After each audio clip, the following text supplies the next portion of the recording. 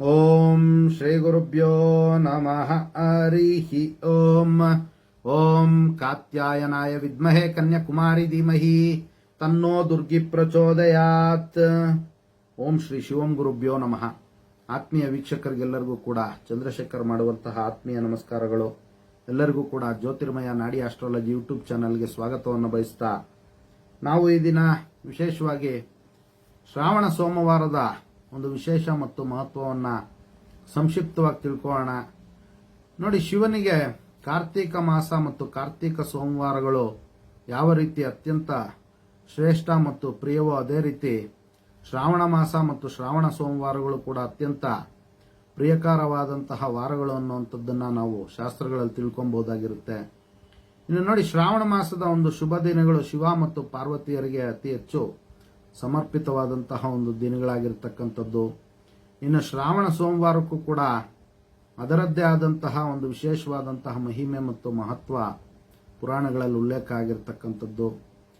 ನೋಡಿ, ಉದಾಹರಣೆಗೆ ನಾವು ಪೂರ್ವದಲ್ಲಿ ದಕ್ಷನ ಮಗಳಾಗಿ ಸತಿಯ ಅವತಾರದಲ್ಲಿ ಜನಿಸಿದಂತಹ ಜಗನ್ಮಾತೆ ಪಾರ್ವತಿಯು ತನ್ನ ತಂದೆ ದಕ್ಷನಿಂದ ಶಿವನಿಗೆ ಮಾಡಿದಂತಹ ಒಂದು ಅವಮಾನವನ್ನು ಸಹಿಸದೆ ಯೋಗಾಗ್ನಿಯಲ್ಲಿ ಅವರ ಒಂದು ಪ್ರಾಣಾರ್ಪಣೆ ಮಾಡಿದಂತಹ ಒಂದು ಕಥೆಯನ್ನ ಈ ಒಂದು ಶ್ರಾವಣ ಮಾಸದಿಂದ, ಈ ಒಂದು ಶ್ರಾವಣ ಸೋಮವಾರದ ಒಂದು ವಿಚಾರಗಳಿಂದ ನಾವು ತಿಳ್ಕೊಬಹುದಾಗಿರುತ್ತೆ.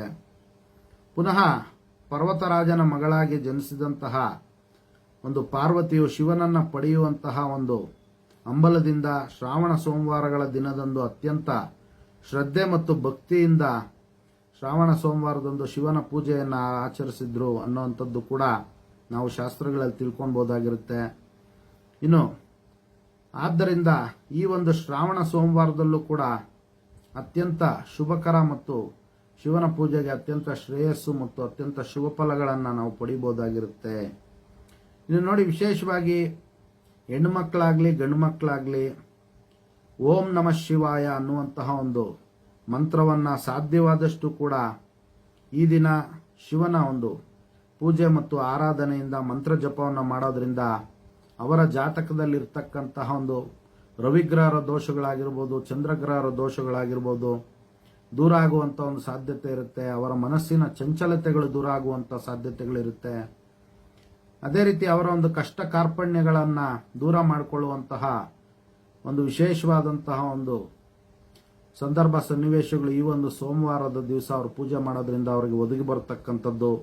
ಇನ್ನು ವಿವಾಹ ಪ್ರಯತ್ನಗಳ ಒಂದು ವಿಚಾರದಲ್ಲಿ ಬಹಳಷ್ಟು ಅವರ ಒಂದು ಅಭಿಷ್ಟಕ್ಕೆ ಅನುಸಾರವಾಗಿ ಅವರ ಜೀವನದಲ್ಲಿ ಅವರ ಇಚ್ಛಿತ ವಧುವರರನ್ನ ಪಡೆಯುವಂತಹ ಒಂದು ಸಾಧ್ಯತೆ ಇರುತ್ತೆ. ಈ ಒಂದು ಶ್ರಾವಣ ಸೋಮವಾರದ ಒಂದು ಪೂಜೆ ಮತ್ತು ಶಿವನ ಆರಾಧನೆಯಿಂದ ಪಾರ್ವತಿ ಹೇಗೆ ಶಿವನನ್ನೇ ವರಿಸಿದ್ರು, ಅದೇ ರೀತಿ ಇವರು ಕೂಡ ಅವರ ಒಂದು ಇಚ್ಛಿತ ವಧುವರರನ್ನ ಅವರ ಒಂದು ಬಾಳ ಸಂಗಾತಿಗಳಾಗಿ ಪಡೆಯುವಂತ ಒಂದು ಸಾಧ್ಯತೆ ಶಿವನ ಅನುಗ್ರಹದಿಂದ ಆಗುತ್ತೆ ಅನ್ನುವಂಥದ್ದು ಶಾಸ್ತ್ರದಲ್ಲಿ ಹೇಳಿರ್ತಕ್ಕಂಥದ್ದು.